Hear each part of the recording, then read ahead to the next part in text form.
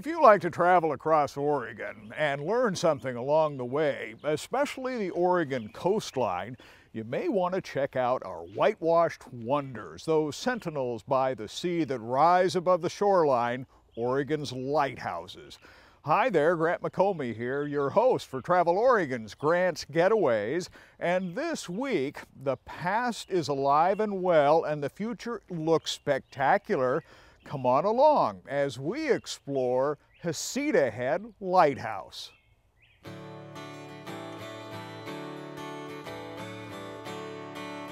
Oregon's whitewashed wonders are prized scenic moments that capture our hearts for sheer coastal drama and also take us back to the state's early days of maritime service and duty.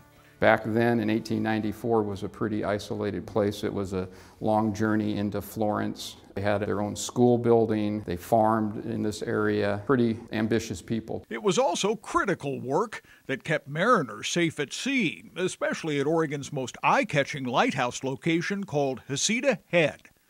Named for 18th century Spanish explorer Bruno Heceta, it was built long before there was a coastal highway, so horse and wagon were only means to move goods off ships to reach the remote outpost. The brick came from San Francisco. They would bring it in ship, get the material in by a small boat, and then with wagon, bring it up to this site. 3-man crews were stationed at the site, where their families joined them for a life of work and serious responsibility. Shipping was so important for materials, for travel, what made this area, the character of the people, of how they survived, what they needed.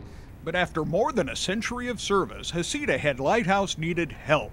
Rust and ruin had taken over the tower, so it went under wraps, and crews went to work, removing decades of old paint, sanding and descaling, painting and replacing worn-out metal and even basalt rock cornices, then repainting to restore a gleaming white stucco finish that is now a real showstopper.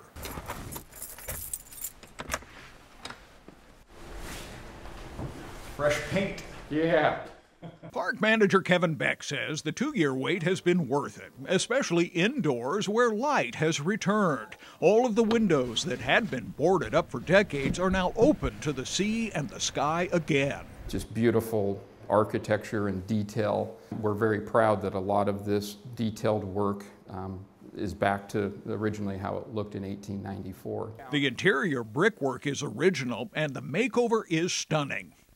You have a feel or a flavor of the place that it feels like a century ago. Yeah, no, I think that's what is so wonderful that we've been able to restore so the public can really get that sense when they come in and say, yeah, this is how it was in 1894.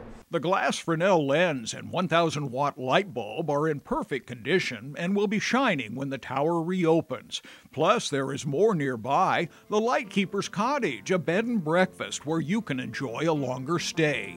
It's very isolated, there aren't any other residents around, yet it's on one of the most popular highways in the United States. It's nice that it's preserved this way. The Queen Anne-style B&B offers 6 rooms. Each room spies the stunning coastline. They boast a 7-course breakfast, and there are no phones or TV, but an inviting front porch with spectacular view. It will keep you coming back for more. It's just all in one, natural beauty and architectural beauty, and it just pulls folks to it like a magnet. You will be drawn to enjoy the compelling site at one of Oregon's prized locations. A couple of things to keep in mind if you decide to pay Heceta Head a visit this spring and summer.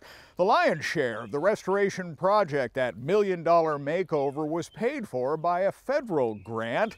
And if you pass that way, be sure to say thanks to all the volunteers that staff Heceta Head and make the opportunity available. We have all the details, directions, and the contact information so you can make your own adventure to Heceta Head right here on the Travel Oregon website. So be sure to check it out. Until next week, do get out here and explore the Oregon outdoors and let Travel Oregon be your guide. For Travel Oregon, I'm Grant McComey.